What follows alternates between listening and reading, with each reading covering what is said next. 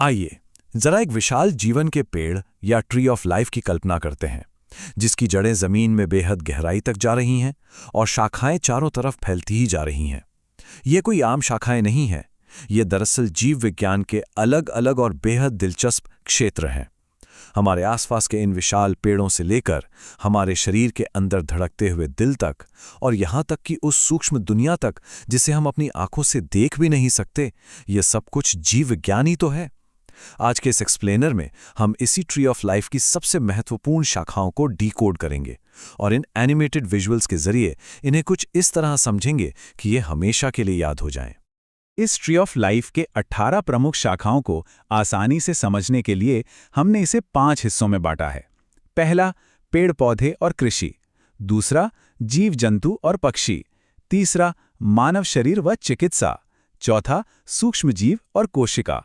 और आखिर में इन सबको याद रखने के लिए कुछ महत्वपूर्ण प्रश्न। तो चलिए सबसे पहले चलते हैं मैक्रो पर्यावरण की तरफ, यानी पेड़ पौधे और कृषि की विशाल दुनिया में। स्क्रीन पर दिख रहे इस बेहद व्यस्त और हरे भरे खेत को ही देख लीजिए। इसके अलग अलग हिस्सों में कृषि की विविध शाखाएं मौजूद हैं। शुरुआत करते हैं हॉर्टिकल्चर से। जब एक ही जगह पर फल और फूल दोनों की खेती की जाती है तो उसे हॉर्टिकल्चर कहते हैं। अब अगर हम सिर्फ आम, केले और सेब के इन पेड़ों की तरफ देखें तो इसे पोमोलॉजी कहा जाता है। इसे याद रखने की एक बहुत ही मजेदार ट्रिक है। पोमो का सीधा सा मतलब है फ्रूट्स। अब थोड़ा जमीन की तरफ नजर डालें, जहां आलू, टमाटर और प्याज उग रहे हैं। सब्जियों की इस खेती के अध्ययन को ओलेरीकल्चर कहा जाता है। और अंत में यहां खिलते हुए गुलाब और चमेली के फूलों की इस बेहद खूबसूरत खेती को फ्लोरीकल्चर कहते हैं।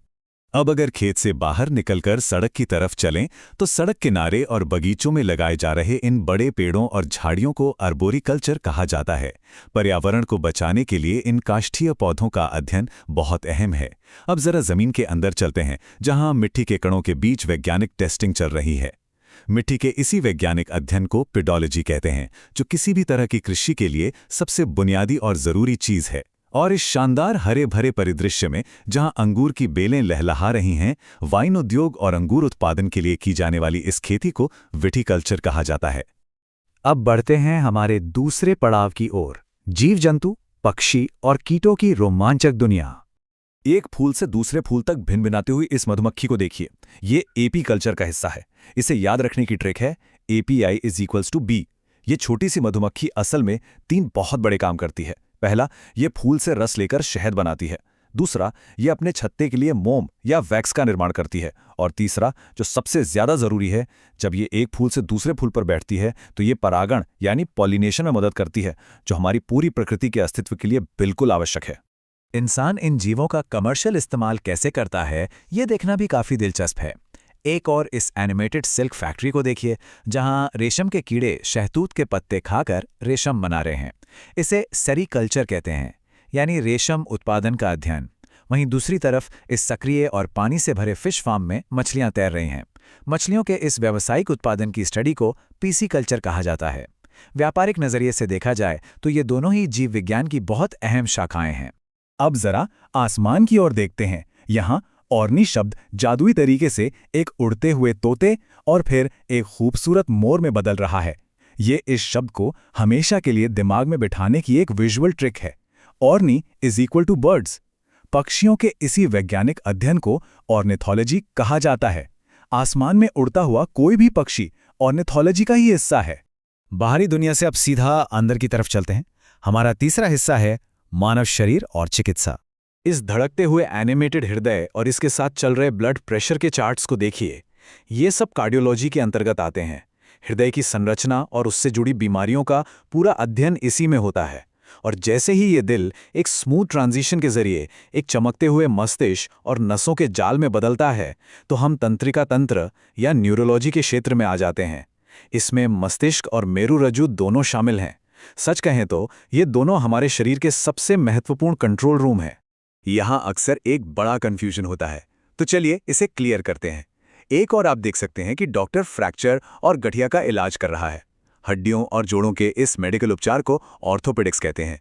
जबकि दूसरी ओर ये जो कंकाल का 3D मॉडल घूम रहा है, जो मानव शरीर की लगभग 206 हड्डियों को हाईलाइट कर रहा है, हड्डियों के इस मूल वैज्ञानिक अध्ययन को ऑस्टियोलॉजी कहा जाता है। आसान शब्दों में कहें तो ऑस्टियोलॉजी विज्ञान है और ऑर्थोपेडिक्स उसका इलाज। अब वक्त है एकदम माइक्रोस्कोपिक लेवल पर जाने का। हमारा चौथा भाग, सूक्ष्म जीव और कोशिकाएं। पानी के अंदर तैरते स्पाइरोगाइरा और क्लोरेला जैसे इन शैवाल या एल्गी को देखिए। इनके अध्ययन को फाइकोलॉजी या एल्गोलॉजी कहते हैं। इसके बिल्कुल विपरीत जमीन से निकलते इन मशरूम और यीस्ट जैसे फफूंद या फंजाई का अध्ययन माइकोलॉजी कहलाता है।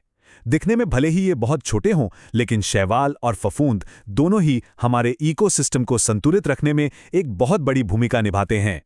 क्या आपको पता है कि जीवन की सबसे छोटी इकाई की खोज कैसे हुई थी? महान वैज्ञानिक रॉबर्ट हुक ने अपने उस क्लासिकल माइक्रोस्कोप से इसे खोजा था। उन्होंने ही जीवन की सबसे मूलभूत इकाई को पहचाना, जिसे कोशिका या सेल कहते हैं। कोशिकाओं के इस विस्तृत अध्ययन को ही साइटोलॉजी कहा जाता है। हमारा शरीर हो या बाहर के विशाल पेड़ पौधे, सब कुछ इन्हीं सूक्ष्म कोशिकाओं से ही तो मिलकर बना है। चलिए अब तक जो ट्रिक्स हमने सीखी उनकी एक quick master memory cheat sheet बनाते हैं इन एनिमेटेड आइकॉन के साथ। इन्हें दोहराते हैं। ऑर्नी यानी पक्षी, जिससे बना ऑर्निथोलॉजी। पोमो मतलब फल यानी पोमोलॉजी। ओलेरी मतलब सब्जियां, जो है ओलेरीकल्चर। पिस्सी मतलब मछली, जिसे कहते हैं पिसीकल्चर। सेरी मतलब रेशम यानी सेरीकल्चर। और एपी का मतलब है मधुमक्खी यानी एपीकल्चर। देखा आपने, इन छोटी छोटी ट्रिक्स के साथ जीव विज्ञान की शाखाओं को समझना और याद रखना कितना आसान हो जाता है। तो चलिए अब एक छोटा सा टेस्ट हो जाए, देखते हैं हमें कितना याद रहा। भाग 5, क्विज का समय। पहला सवाल, रेशम उत्पादन का अध्ययन क्या कहलाता है? जरा शहतूत के पत्ते और उस फैक्ट्री के दृश्यों को याद कीजिए। बिल्कुल सही। सही उत्तर है सेरीकल्चर। आगे बढ़ते हैं। मछली पालन के व्यावसायिक उत्पादन को क्या कहते हैं? पानी में तैरती उन मछलियों से क्या याद आता है? एकदम सही, ये है पिसीकल्चर। तीसरा सवाल, फफूंद यानी फंगाई का अध्ययन क्या कहलाता है? वो जमीन से उगते हुए छोटे मशरूम का दृश्य याद कीजिए। जी हाँ, ये है माइकोलॉजी। चौथा सवाल, कोशिका या सेल का अध्ययन क्या कहलाता है? हिंट के लिए रॉबर्ट हुक के उस पुराने माइक्रोस्कोप को याद कीजिए। एकदम सटीक, साइटोलॉजी।